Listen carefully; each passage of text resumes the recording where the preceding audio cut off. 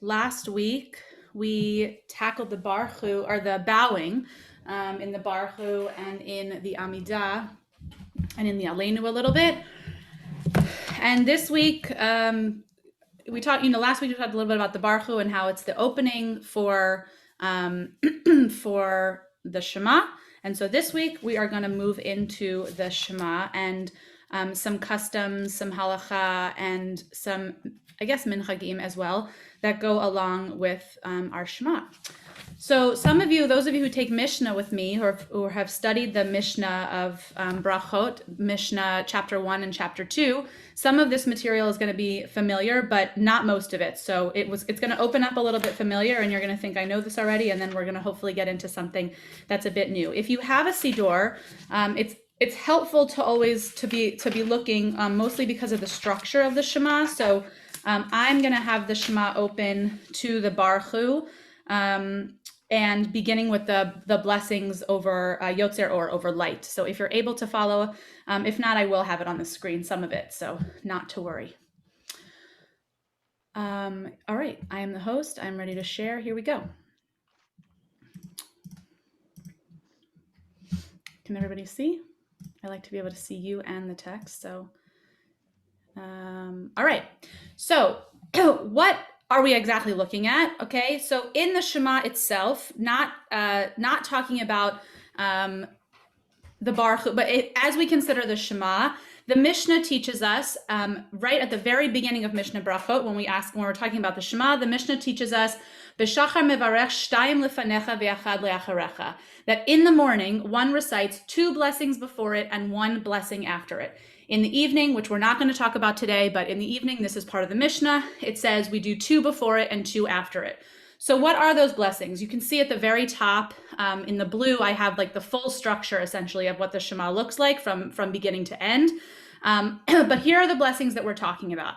So this one actually is considered 2. Why? Because there's this idea of light, right? So there's the beginning of the bracha and then there's the end of the bracha, but it's considered 1. So the first bracha that we have is right after the Baruch Hu. Actually, in our minyan, in our daily minyan on Zoom right now, we go from Yishtabach, we skip the Chatzi Kaddish because we're not technically a minyan, right? Because on Zoom, that's a whole other class. We skip and we say, okay, now we're going to join together on page 30 for the bracha. This is the opening bracha of the Shema. Baruch atah Adonai Eloheinu melech haolam, yotzer or uvorei choshech, oseh shalom uvorei et hakol. Blessed are you, God, ruler of the universe, who forms light and creates darkness. So this is the very first bracha of our Shema, when it says that there are 2 before and 1 after. So then we scroll down a little bit. I cut, obviously, a lot of liturgy. I didn't feel like I needed to put the entire Siddur on our source sheet, but I gave you some context here. This is the end of the bracha, Le'el Baruch Nimot Yitenu, right? We continue on, and then we have the sort of the chatima of the opening bracha, Yotzer HaMe'orot. Again, talking about this theme of light.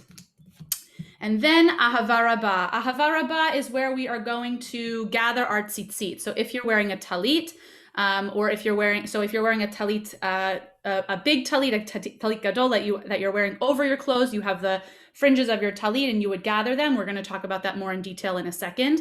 And if you're wearing a talit katan, maybe some of you have seen that some people wear a talit underneath a garment, right? You would gather those as well.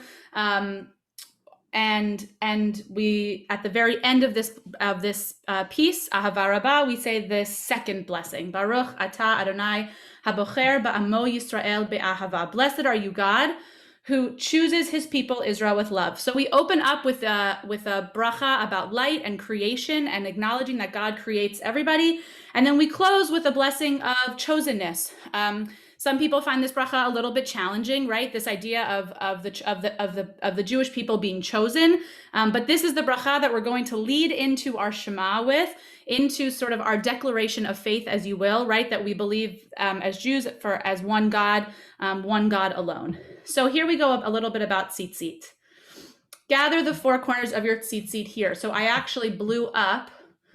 You can see, let's see. So here's the Vahavi Enu at the end of the Ahava Rabbah. And also, if there's questions, of course, just feel free to stop me. I'm just going to sort of, I go down these rabbit holes when I plan for these classes, and there's a lot of text, so I'm just going to go. But if you have questions, I can see all of you, so raise your hand. Can I ask a question before you? Sure.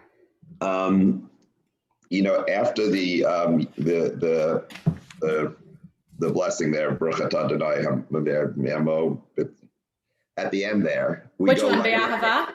Be'ahava. You don't say amen and you go right into the Shema. Is that correct? That's right. So you're not supposed to have a break. And actually, it's a great question. It's a great point. This is one place in our liturgy where you're actually supposed to say the bracha yourself. I think we studied this in Mishnah, which is why I forgot to bring it back. But where you actually are, maybe our learner service, I don't know, we've taught this one a few times, but where you actually go from this, because you're supposed to say it yourself. We're going to see here in a little bit that the Shema is different, because you're not supposed to be a listener necessarily. Interestingly, even though the bracha the Shema starts with listen, right?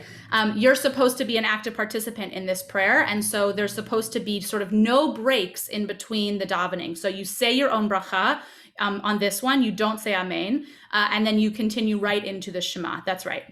So at the very bottom here of this paragraph, Ahava Rava v'havi'enu l'shalom me'arba kanfot ha'aretz.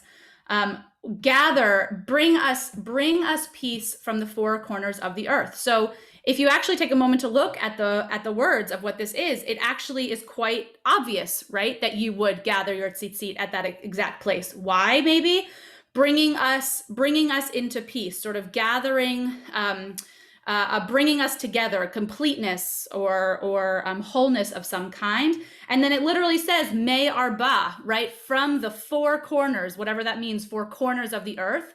And you take each of your four tzitzit at that exact space, that exact place. Now, this is kind of interesting. This is from the Shulchan Aruch. This is from one of our legal codes. Mitzvah le'achuz. It is a mitzvah to grasp the tzitzit with your left hand near your heart while reciting the Kriyat Shema. It is alluded to this verse, and these words shall be on your heart. So this is, I don't know if this is a custom of anybody out there, if anybody feels like, or this is conflicting to what you do. But actually there's a correct, I was going to say right and wrong, but that's not a correct and incorrect hand that you're actually supposed to gather your tzitzit on, right? You might not think that it really matters, right? Because it doesn't tell us that in the text. It just says gather your tzitzit. But of course, the rabbis sort of think about, well, what are we actually take every piece of text very, very literally, very seriously. And it says here, and these words shall be on your heart. And so the left hand is closer to your heart. We're actually going to see later in another text that you're supposed to switch them at some point, but we'll get there in a minute. So you gather the four tzitzit, you're holding them in your left hand. If you've wrapped tefillin, your tefillin is also on your left hand, presumably, unless you're left-handed, which is another question. And actually, the text really doesn't say what to do. The presumption is that you would just flip it. The problem is that if you want to relate to the text, are there any lefties out there, by the way? Oh, Gary, so what do you do? I was going to ask you, but you wrap it on your opposite hand. It's the one closest to your heart. So I assume you change it. Yeah, so I actually would. So there again, this is not written like in any of our code. Like they're not addressing if you're left-handed for whatever reason. Maybe they didn't have left-handed people back in the time of the Shulchan Aruch. I don't know. But just kidding. But I would think that you would do your tefillin on your right hand, but that you still would gather your tzitzit on your left because your left is still on your closest to your heart, right? If that's the reason that you're going to go with, if you're going to go with the reason that you're gathering your tzitzit closest to your heart, then your left hand is still. The problem is now it's separated from your tzitzit, which interestingly doesn't really say anything about that, right? It doesn't really say you have to gather your tzitzit on the same hand that you gather your tefillin. It just says you have to gather it on your left hand because it's closer to your heart. So that would be my sort of like extrapolation out of the text that they're using as proof. But you, anybody else? Any other lefties? No. Okay. All right. So we have our tzitzit in our left hand, according to the Shulchan Aruch. Now we're going to talk a little bit about kavanah. So kavanah is really important in the Shema. It's not important in every prayer, right? We've talked about this in Mishnah, and we've talked about this in other settings as well. This sort of the importance, or the what's more important between keva and kavanah. So there's a whole chapter in the Mishnah about, well, if he's on a donkey, he should get down, but if he's in a tree, he can stay up there. And if he's about to get, blasted by robbers, he should, make sure that he stays safe before he says Shema. The point is there's a real clear argument between Beit Shammai and Beit Hillel in the Mishnah about whether or not you can say the Shema sort of on your way, or if you actually have to pause and be very if you can say it on your way, or if you have to be in a certain place. And essentially it comes out to say that you can be on your way, but you do have to have some sort of focus, right? You have to get yourself to a point where you can say the prayer and you can focus. So for example, I brought this one at the top. There's tons of them, but I just chose this one. Haya koreh b'Torah b'higia zman hamikra im kiven libo. So kiven, that word comes from the word, or it helps us to make the word, is the root of kavanah. Yatsa, he is fulfilled. V'im lav lo yatsa. So if he's reading from the Torah, right? Like if you're just laning Torah on Shabbat or during the weekday, and he arrives to the section of the Shema and he just reads it, right? Without sort of thinking about the kavanah of it, it doesn't count. But if he gets to that point in the Shema, of the Torah, and he reads it with the kavanah of saying the Shema, it counts, right? So this Mishnah is kind of one specific example, but you can take that Mishnah and apply it outward, right? So if you are walking on your way and it comes time for the Shema, and you're able to pause and say the Shema with kavanah, yatsa, you have fulfilled your obligation of saying the Shema. But if you're, just reading through the Chumash and you come upon the Shema and you say it out loud and you're not really thinking about it, or where it has to do with prayer, how it has to do with prayer, so then it doesn't count. Thoughts? We don't see this really about any other prayers, right? We don't have the same kavanah intention, really about any other pieces of the liturgy. That's not to say that we shouldn't always be striving for kavanah, but it's not articulated in this way really anywhere else except for the Shema. So that's kind of interesting. The Shema we know is from the Torah, right? So that might have something to do with it.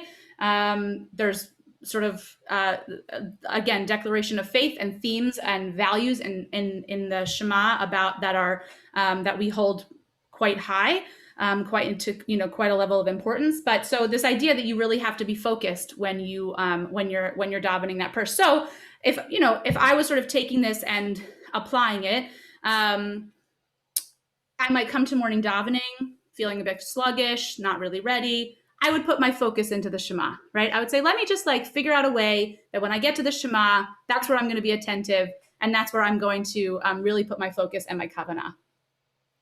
Sandy, did you have a question?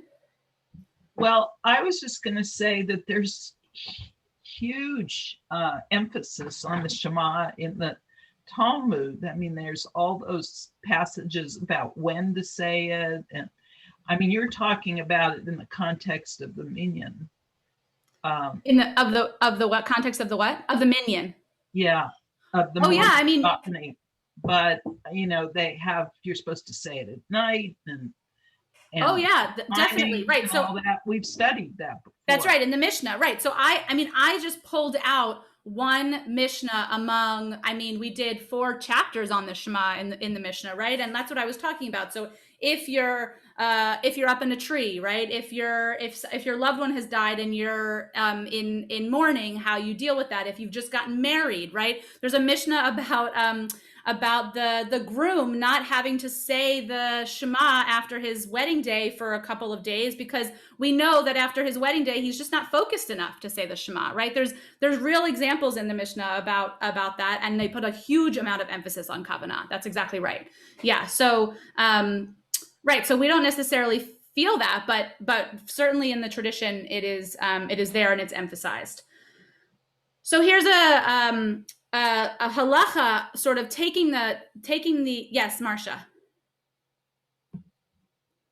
I just think this is kind of interesting, because we talk about Judaism being a faith, a religion of action, as opposed to a religion of faith. Yet this quintessential prayer is a prayer of faith. And there are all these prescriptions about when to say this um, declaration of faith. It's not action. That's great. I think you potentially will change your mind in a couple of paragraphs, because certainly the opening blessing, the opening paragraph of the Shema and the declaration of the Shema, the line itself, is a declaration of faith. But I think that by the time we get to the third paragraph, by the time we get to tzitzit, that's where you sort of kick into action. And these are the things that we have to do in order to show that we are committed to Judaism or committed to God, right? So it's kind of an arc, it's kind of a flow. And you're right, at the very beginning, we start with this idea of faith and belief in God, and God brought us out of Egypt, and so we have to do these things.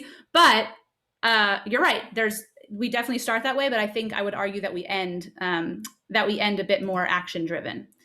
All right, let's go back. So here, the Shulchan Aruch, the codes, the legal text, has sort of legalized the idea of kavanah. So it says they are accustomed to place their hands on their faces during the recitation of the first verse, in order that one will not look at another thing, that will restrain him from intending his heart, right? So the whole idea of covering your eyes is to make sure that you have that level of kavanah, that you're not looking around, that you're not distracted, that you're actually, focused on the prayer by covering your eyes and by literally sort of blocking out with your hand everything that is around you.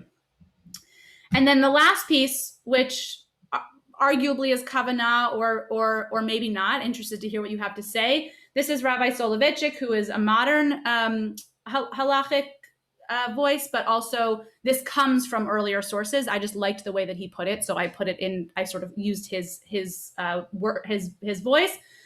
Successive words that share the same consonant at the end of the verse and at the beginning of the second. For example, bechol levavcha, right? Because it ends with a lamed and it begins with a lamed, should be separated clearly. Words inadvertently slurred, misspoken, or omitted should be corrected either in the spot or by returning to the beginning of the verse and continuing again from there. So I put this in the section of kavanah, right? I put this in the section of sort of being precise about our words, and if we can have that level of keva, then we can fulfill the mitzvah of kavanah. But I don't know. Do other people see it that way? Just curious. Well, it's also kind of like Torah in certain ways, of to hear the words correctly, to say the words like that. This isn't important, whether it's faith or action. It still is there's a correctness to it, so that if you slur it, you're going to be more likely to fall down that road in a lot of words. Got it. Whereas Great. You're very it definitely brings your kavanah. I mean, I notice it when I'm davening or when I teach my kids. If you come just from memory and you don't deal with it all, the words just start like you don't see them. Whereas if you look at them and you pronounce them correctly, you're more likely to get the words. Mm-hmm. Right. So there is kind of a compromise between the keva and the kavanah, that if you want to get to the kavanah, you have to use the keva as a means to get there. That's one way of looking at it for sure. Anyone else? It also causes you to say it. It's very easy to get sloppy, right? It's very easy to daven very quickly, or to go through and especially if you're doing it in your head. Though in this case, they're referring to the prayer leaders, leading out loud. But it's very easy to start to skip over words and to sort of put words together. Yeah, Marcia. Oh, you're muted. Something really basic here. It's not just a matter of slurring your words. You could be saying something different. That's right. Right. And I think that's particularly true in Torah, but yes, in prayer as well, right? If you there's a whole section about I didn't include it here because we haven't necessarily learned all the vows, but there's a whole piece about a shva, which is two dots going down, which is supposed to be silent, and a kamat or a patach, which is an ah sound. And it basically says, don't confuse these two. You know, if you think that it's not a big deal, but it is a big deal. It's quite interesting. I mean, it's really getting sort of into the intricacies of the different words. That just thrills 12-year-olds to no end. That's right. I think it thrills all of us, really. Yeah, exactly. Right. And I think also, you know, when I teach this in the intro class, when I'm teaching Hebrew, right? And the question is, well, why? Right? I'm like, well, sometimes it matters and sometimes it doesn't, right? Like, you know, we'll learn that in a couple of years, basically. Well, but right? it can, the weird thing is that it can change the meaning of a word, like Yalda, and ask Max Schleifer, because this is why he will beat up on people, because Yalda and Yalada are two different words. That's right. Right. That's right. So one being birthed and one being right. Yeah, so that's the example I actually use, because it's the same exact thing except the shva. So that's right. That's right. Yeah. No, it's great. All right. This next section. Dara. Yeah, I was just going to say that it's interesting because in certain kinds of poetry, you know, when words end with a sound and begin with a sound, especially vowels, you're supposed to elide them for the meter of the poetry. And then the person who's reading it or listening to it will understand because of those sort of accepted rules. So I just thought it was an interesting contrast. Yeah, no, that's great. That's a great sort of way of thinking about it. And I guess the message is that this is not poetry, right? That there's like a like it's not art, I guess, and it's supposed to be taken much more, I don't know, literally or something like that. That's great. Thank you. Right, more meaning than. Yeah, I mean, I didn't want to say more seriousness, right? Because it's not about like levels of serious. Well, anyway, but it's a great point. I appreciate it. Okay, so we're gonna move into El Melech Ne'eman, and this is going to change the way that we've been doing our minions. So prepare yourself. Gary's like, yes, I knew it. Okay, here we go. So when we are with a minion, when we are without a minion, we add the word before the Shema, which probably you're all used to at this point, now that we've been doing this for quite some time. El Melech Ne'eman, right? Almighty and faithful King. Now, here are two reasons why. These seem to be the most popular reasons why, but they are clearly, anyway, let's read through. So when the Shema is recited privately, it is preceded with El Melech Ne'eman. Why? The Shema has a total of 245 words. And the addition of these three words make 248, the number of positive mitzvot. In public recitation, the prayer leader repeats the last three words, Adonai Elohechem Emet, to make up the desired total. So, just to put that into practice, if you say El Melech Ne'eman, because you're not with a minion, that gets you to 248. Then you would not say at the very end of those three paragraphs, Adonai Elohechem Emet, right? Because the idea is that you want to get to 248. All of us here, prayer leaders on the call, have been doing this not correctly, right? Because there is it's very clear in our Siddur. It says, if you don't have a minion say these words, El Melech Ne'eman, and it doesn't say anything about the other end. It doesn't say anything on the end. Gary's been asking me this for months, and I've sort of, put it off because I haven't wanted to tackle it. But here's one of the reasons for why. And then actually, the other reason, Lev Shalom does say that you don't do that at the end. It just doesn't explain why. Lev Shalom says it? Yeah, but it doesn't explain why. It just says it in the directions. Okay, and so here's another reason, which is a bit more, it says Kabbalistic, right? It's a bit more, I don't know what the word is. It's not so exact, but the Shema has 245 words again, right? According to tradition, the body has 248 parts. In order to make the number of the words in the Shema correspond to the number of parts, these three words are added as if to say that humans should worship God with all of their body parts, with their full, shalem, with their full being. This is from Isaac Klein. If you're ever looking for an answer to a halachic question in the conservative movement, this is your holy Bible. Yes, Marilyn. But this seems to bring us to like what we were doing last week. This feels to me like minhag or halacha. Because this whole like bringing Kabbalistic, so now we're already in the 1600s, wherever that goes. and I don't know where the source is from Daniel Landis is, but it feels with the gematria, with the number thing, a little, that's what sparks my question of, is this really halakha, or is this just really strong? Well, yes, I would say that a couple of things. First of all, minchag can become halakha, which you know, right? And I mean, Isaac Klein usually doesn't talk a whole lot about minchag. He's pretty like specific in the things that he's calling out. It doesn't cite it though. You're right. It doesn't say go to Orach Chaim or, you know, to Shulchan Aruch or something like that. It doesn't call us to a halachic source.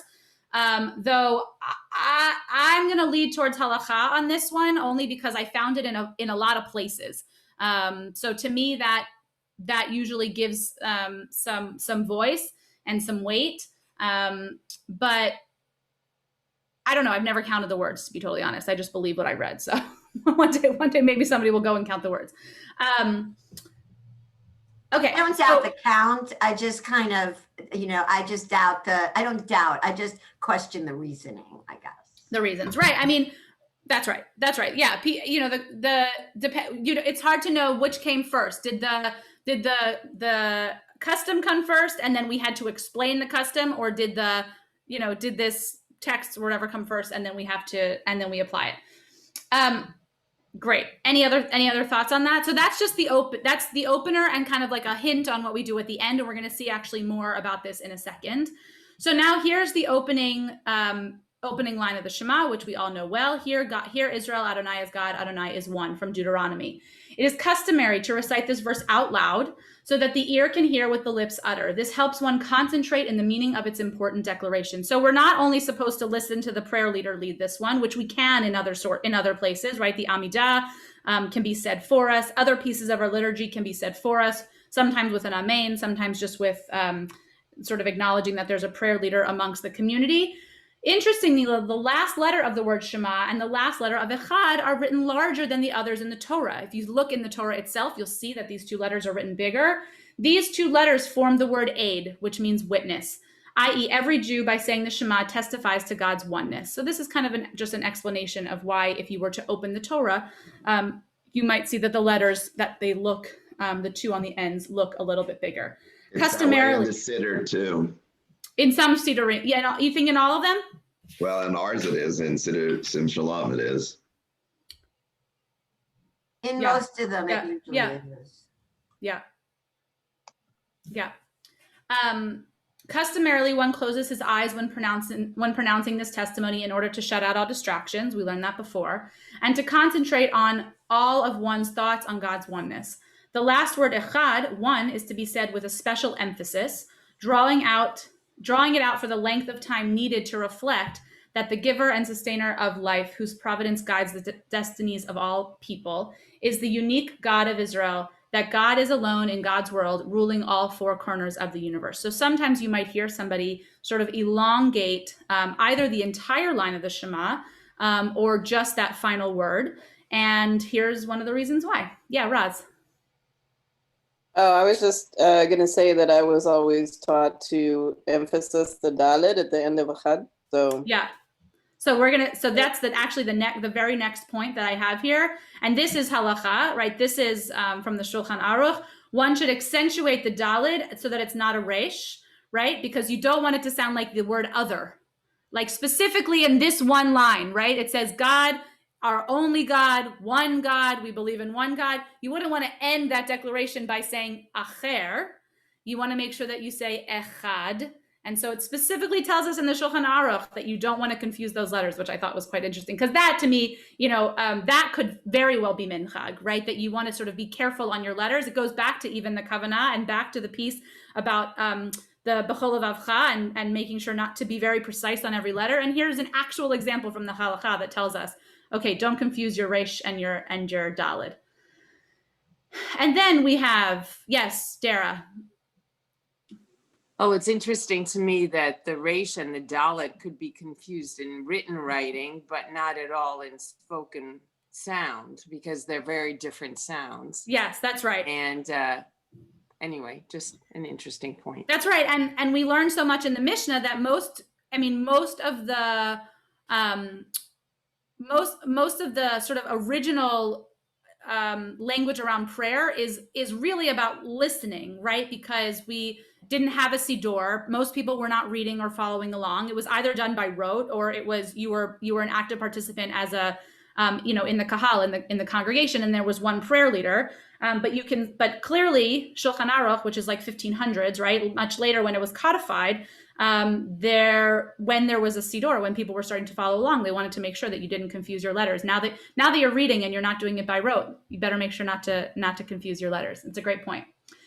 So then, after we say Shema Yisrael, we have this line, Baruch Shem Kavod Malchuto Leolam Va'ed, which we know, except for on Yom Kippur, is said sort of under our breath. So here's the Shulchan Aruch, just to tell us that. The first line, after the first verse, after the Shema, one needs to say, blessed is the name of the one, his glorious kinship lasts forever, in an undertone. So the Shulchan Aruch sort of, just codifies it for us, tells us, okay, this is the way that we do it. The question is why? Well, there's a few reasons. The first is this is one that I found in a couple of places, which I thought was kind of interesting. So when we're studying the Shema, it's from the Mishnah Torah, interestingly, also a legal code, right?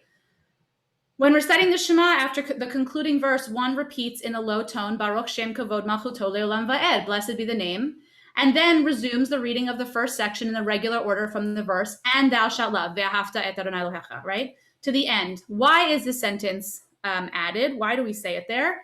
We have a tradition that when our patriarch Jacob, residing in Egypt, gathered his sons about him in his dying hour, he earnestly charged them concerning the unity of God. He questioned them. He said to them, this is not a quote, but this is a summary quote-ish piece. Possibly, my sons, there is one among you who is unworthy, who is not like me in the doctrine of the unity of Creator, right? Jacob gathers all of his sons as he's nearing his death to sort of talk to them about what the future is going to look like for them, give them their blessings. In the same way as our teacher Moses charged the people in the words, lest there be among you a man or a woman whose heart turneth away this day. And they all answered Shema Yisrael, and this means, our father Israel, hear this confession of faith. The Lord our God is one God. The aged patriarch Jacob then responded, Baruch Shem Kavod Malchuto Leolam Va'ed, not in the Torah, right? That line is not. Hence, all Israelites keep the custom of reciting that after the first line of the Shema, the thanksgiving uttered by our patriarch Israel. So this is Maimonides' way of explaining where this verse comes from. It's because Moses didn't himself say it. There is a question in, I think, a midrash that says, Jacob said it, but Moses didn't say it. So should we really be carrying it with us? And the answer from this midrash is yes. And we know, again, that sort of midrash can also inform our halachic decisions. And then here's how Klein kind of wraps it up for us. This is not a biblical verse. Therefore, it was added as a response to the Torah verse. So because it's not actually in the Torah, the Baruch Shem Kavod Malchuto Leolam Va'ed, it has like maybe a lesser value. That's kind of what that Rabbi Klein is saying. And scholars believe that this insertion dates from the period of Roman rule when emperor worship was practiced. And so the insertion was intended that only God, who is eternal, should be praised. So it should be said, but it shouldn't be said in the same sort of volume and declaration-like way as the Shema. Thoughts? Yes, Marilyn. Well, just to know, because and I'm not denying the halachic sources of all of this, but in the Reform movement, it's like this, they do not say that quietly. I mean, that must be a thing that they purposely change. That's right. In all their liturgy and in all their tunes. And like, as a conservative Jew, the first time I heard that, it was just shocking to me. Right. I mean, you and I talked about it specifically about in Pesukei de Zimra. While you're talking, I'm going to look for it because I know I read it last night and I just forgot. Yeah, it's in the very beginning of Pesukei. That's right. No. The beginning of what? Is it in the beginning of Pesukei de Zimra? No, it's not. Yeah. Sorry. No, I'm looking in this My People's Prayer book because they talk specifically about what you're talking about. Okay. But yes, in Pesukei de Zimra, there's the piece of where it says Shema Yisrael, and then it's followed by Baruch Shem Kavod.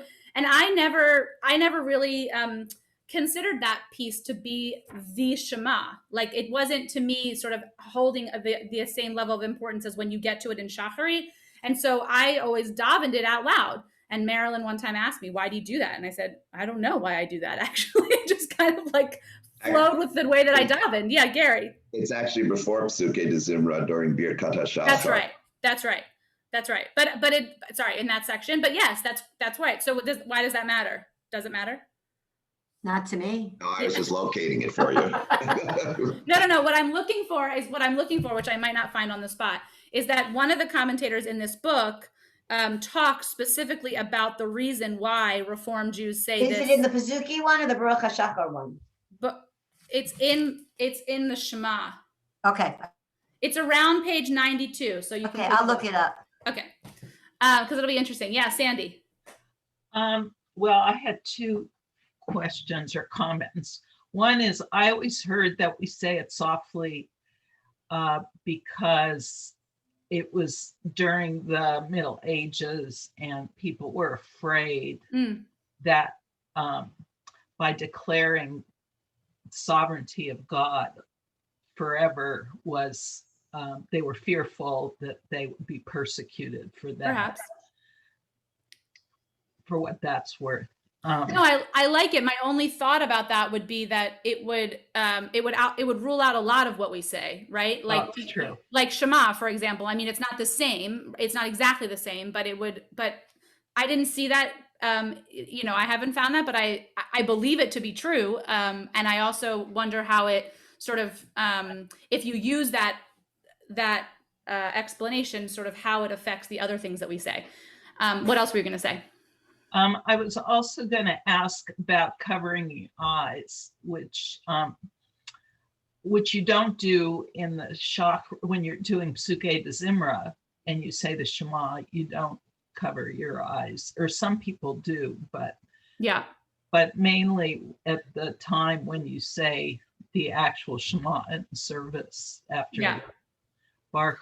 So that's right. And also in the Kedushah, right? We have the Shema in the Kedushah also in the Amidah, and it's not accustomed to cover our eyes then either.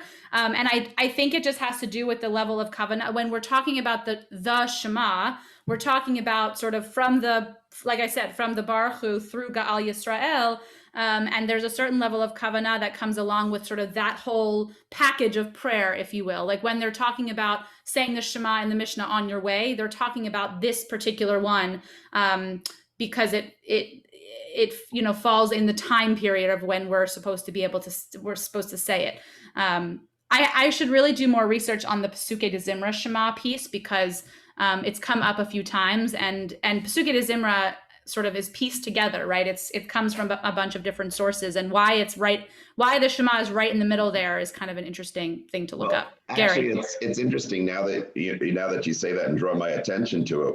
You're right. We're not reciting the Shema there. We're saying it's wonderful that we get to recite it twice a day, and it's a reminder that we recite it twice a day. But even though we have the words, we're not fulfilling any halacha. It's not a mitzvah to say it here. It's just a reminder that we got to do it twice a day. That's right. Right. So like, we learned in the Mishnah, Sandy, it says, you don't say the Shema until you can distinguish between this color and that color. There's very specific times.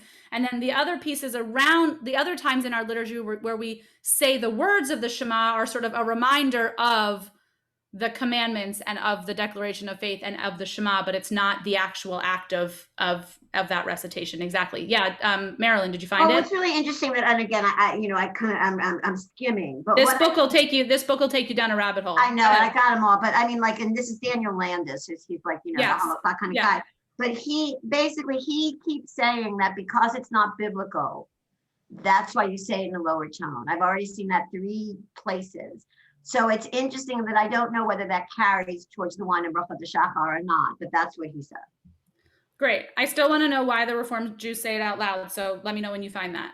It's there. Or don't worry about it. Look at it later. I'll look for that. No. Well, you don't have to do it now if you want to pay attention to what's going on here. Okay. Let me share my screen so we can go through these paragraphs of the Shema. So now we're really going to talk a little bit about choreography. You might notice those people who wear talit and tefillin are doing a lot of things with those talit and tefillin during the Shema. Sometimes this is called shel rosh, the one on your head, and the one on your arm is called shel yad, the one that's on technically your hand, but it's here on your arm. And you might see that people are touching, various times. So here I highlighted a few of those times, and the Shulchan Aruch tells us here you're supposed to touch your tefillin. A person should regularly touch tefillin so that one should not become distracted from them. When doing so, one should touch the shel yad first, the one on his arm. When reading the words ukshartam leot al yadecha, you can see I highlighted there, and that it should be a sign for you on your arm, and one should touch that's not right. One should. Sorry. So when you say ukshartam leot al yadecha, when it says it's a sign on your arm, you should touch your arm. And when it says that it's a sign between your eyes, you should touch your eyes. So there it is in the very first paragraph. This first paragraph, sort of coming off of the declaration of the Shema, sort of sovereignty of God. And then when we get into paragraph 2, you can see I cited where they're coming from, right? They're not. This one happens to be sort of consecutive, right? But they're not. It's not one long section of the Torah. Now we're going to talk. Now the second paragraph of the Shema is very much sort of an extrapolation on the first, right? Your duty to obey the commandments and the sort of obligation to God and the commandments.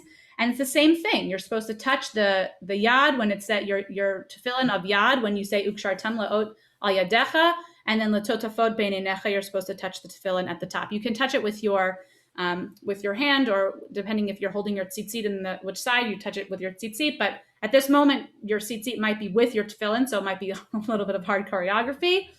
And then we get to the final paragraph, which is the one that people are probably most familiar with, where you're actually holding the 4 corners of your tzitzit and what to do with them. So here the paragraph, actually, I think it was in my People's Prayer Book, but somewhere I pulled this title, right? Obligation, paragraph 3, it is the obligation to heed the commandments specifically day to day, right? At our specific time of day. And Rabbi Elliot Dorff actually says, no, that's not what this is about. This is about, Marcia, action. This is the third paragraph of the Shema is about the sort of educational system by which we are to remember the assertions of faith. And the way that we remember them, the way that we're taught to educate ourselves and our children, is that we use tzitzit. We actually use them physically to remind ourselves of the mitzvot. So in this paragraph of the Shema, we're supposed to kiss the tzitzit when it says tzitzit 3 times, okay? And here's this piece about where you're supposed to hold it. It's really crazy. Here we go. Before reading the Shema, when we say V'havi'enu, bring us, we take our tzitzit on your talit in your hand and hold them while reading the Shema. So we learned that already, right? We take the 4 corners of the tzitzit, we have it in our left hand. They should be held with your left hand, grasped between the ring finger and your little finger near your heart. So he takes it a little bit of a step farther. The Kitzur Shulchan Aruch essentially takes the Shulchan Aruch and makes it sort of more exact, more clear. When Vayomer, the section concerning tzitzit, is read, the tzitzit should be held in the right hand. So when you get to the third paragraph of the Shema, you're actually supposed to switch hands, okay? When saying oritem oto, that you will look upon it, there it is right there, touch them to your eyes and look upon them, and then you kiss them. So there's a lot of choreography in here, interestingly. I don't know if anybody's noticed it or familiar with it. It's customary to kiss them each time this word tzitzit is read, which we know. And they should be held into the words v'nechem madim la'ad, right? Where is here? Did I put it here? Let's see. Right. Okay. And then we'll see it below. I didn't put it on the sheet. Sorry for that. After which they should be kissed and then released. So that is what it says about the Shulchan, from the Kitzur Shulchan Aruch, about the actual sort of choreography about where you're holding the tzitzit, and actually some correspondence between the reminder of the mitzvot, the tzitzit in your hand, and the words on the page, which actually I think is quite nice, right? Where you actually are sort of forced to pay attention to the words that you're saying. And even if you're not wearing a talit, right? Even if it's your custom not to be wearing a talit, that you can be paying attention to the sections of this final Vayomer paragraph that really call your attention to these mitzvot and sort of and paying attention to them and honoring them. Yes, Raz. No? Oh, I thought you had your hand. No. Well, I actually did have I didn't realize that you have to switch hands, because I was always thought you actually wrap the tzitzit around your fingers. So now it's like, oh man, like what? Unwrap, put it on the other side. I know. I know. I didn't grow up with it either. And some Sidurim say it, and some don't. But the Shulchan Aruch is quite it's a halachic source. It's not a minchag. So I just wanted to bring it for you to see, for you to sort of think about, because it's like you said, it's not everywhere. It's not super. It's not. I would say it's not commonly known. If you have a Koran Sidor, it actually says in the Koran Sidor that you're supposed to switch your hands, but certainly not in the Sim Shalom, or I don't even know, Gary, if it says anything about it in the Lev Shalem, but sort of switching, from one to the other. Marilyn. I found so the reason that they say that they reasoned that the second line, the Baruch whatever, was an accessory to the first, a verbal acceptance of God's reign, and should likewise be recited with full intentionality. But that doing so could not be accomplished if it was why we do what we do. So that's what they say. They say that it's part of it. Great. So they're kind of they're lifting it up in importance, I guess, right? Mm-hmm. And so they're saying that the sovereignty of God is just as important as the oneness of God, and so we should say them together. That's kind of the opposite of what, Sandy, you were bringing before, right? That we should say one maybe quieter, either out of fear or some other reason. And there's also something about what the angels said and why we do it. So there is, right. So there's also about like not wanting to offend the angels. The angels had said it original, like that. It said that the angels said Baruch Shem Kavod Malchut Olam Ved, and that we want to say it quieter because we don't want to offend, like act like angels, except on Yom Kippur when we're actually supposed to be like angels, and that's why we say it out loud. I didn't love that one. That's why I didn't put it in there, but but it's there nonetheless. Betsy, did you have something? Your hand is up, I think. Just make sure you unmute. Yeah. When you were talking about Koran and stuff, so Art Scroll is where I learned about the left and right hand. So I think it's just more traditional text say it. Maybe. But, the other thing I learned in Art Scroll that I have done since whenever I paid attention to that is in that third paragraph, V'lo taturo achrei levavchem v'achrei eineihem. So I touch it to my heart and then pass it in front of my eyes. So it's the same, like, because I'm not wearing tefillin, so I don't do those other kind of choreographed things. But so that was like the thing that, that makes me kind of think again, it sort of calls your attention to it. That's right. So focus. Right. So focusing on it, and also there is a lot about seeing the tzitzit as well, right? About just being able to sort of see the mitzvot and use that as a reminder. Great.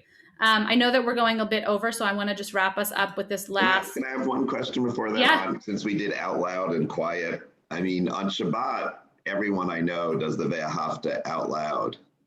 On the weekday, it's traditionally at least not been our minhag to do it out loud, though when David started leading during the week, he did, and I notice you do. Is there a correct way for that? So there's essentially there's obviously at least two opinions on it. Some say that first paragraph out loud, and some say you don't have to. Like some say that it's connected to the declaration, and so in the same way that you would say Shema Yisrael out loud, you would also say V'ahavta.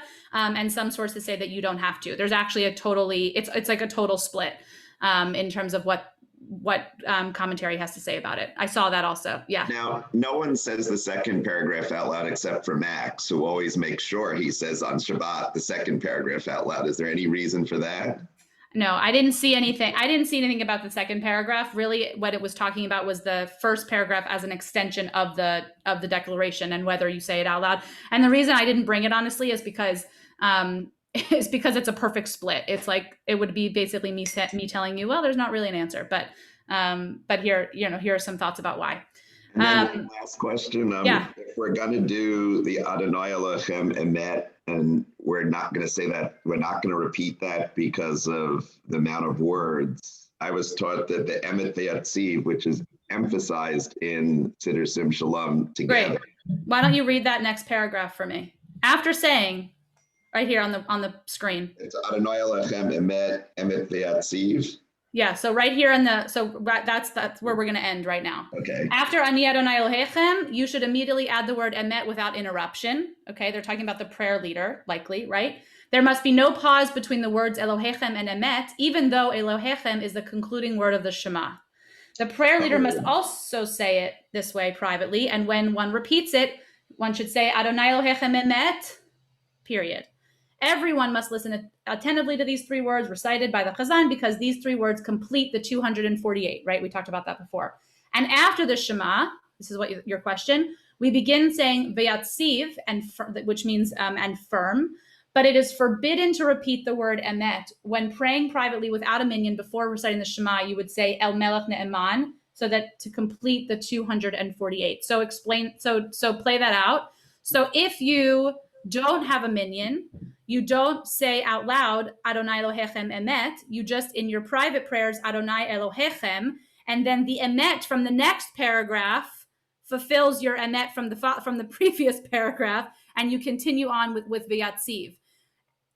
So right? As prayer leaders, we could say Adonai Elohechem, take a pause, and then say Emet V'Yatziv if we want to give people a feeling of where we are in the service. Interesting. I don't know about that. Yeah, go ahead, Gary. I was taught that Emet V'Yatziv always have to be linked because it's truth and teaching have to be linked. But I'm not I think that the way that Marilyn is saying it is actually to stop at Adonai Elohechem, Emet V'Yatziv. So that's an interesting compromise, right? If you take the paragraph that we just read, and you actually want to apply it in that way, I would argue that would be a pretty good compromise, a pretty good fix.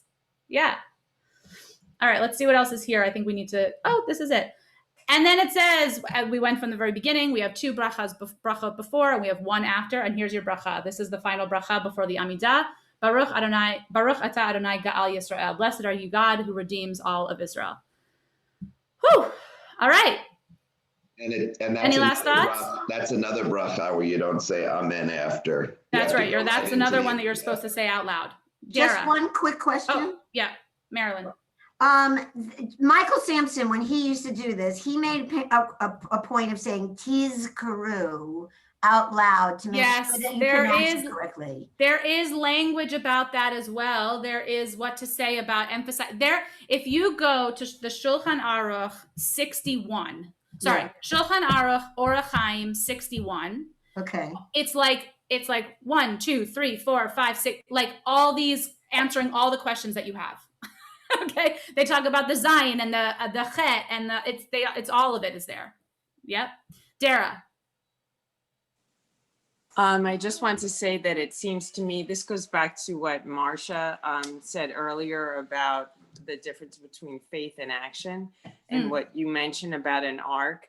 It seems to me that the arc of the Shema, from the declaration of faith to the more practicalities plus the choreography, et cetera, towards the end, mirrors the arc of the Jewish people in Mitzrayim, from the freeing of the Jews from Israel because they believe in one God, and then to the giving of the 10 Commandments and the actual practicalities of how to practice their Jewish faith. Great. So. Yeah, I love that. Yeah, it's nice to step out of the sort of mundane of of all these like little sort of intricacies of the prayer, and actually to remember why we're doing them. And that's a nice way to bring us back. Betsy. One of my comments was it was Gary's thing about why some of the prayer leaders on weekday minyan say the Shema first paragraph out loud and others don't, and what that's about. And I mean, there's so much that I know I learned auditorily when I couldn't read Hebrew. And same with, I really don't like that we don't do Ashrei out loud, the whole thing. Or at least I think we weren't doing that as a custom on Shabbos and stuff, because I know that those are things that I wouldn't have learned until way late in my life. Otherwise, if everyone just assumes that everyone knows them. So since these are so profoundly important, I actually, think doing the whole Shema is in that same category, but at least the first paragraph, which is what I think a lot of people think is the Shema. Yeah, no, I think you're right. I mean, I think that if we could, we would do it all out loud. I've heard the same argument about Birkat Hamazon, right? That you wouldn't ever learn the words of Birkat Hamazon if you didn't really sit and say every single one. And sometimes we sort of, at Beth Shalom, when we do Kiddush, that we do every single word, but many places if you, that will just sort of do the top and the bottom and allow you to do it on your own, and you wouldn't learn. That's called l'shem chinuch. Like, for the sake of education, we're going to do this whole thing. And I think there's time and place for that, for sure. I think morning minyan's probably not the place, but certainly on Shabbat and other times, it's well worth it to go through all those prayers. Thank you guys. Thank you all for learning, and have a great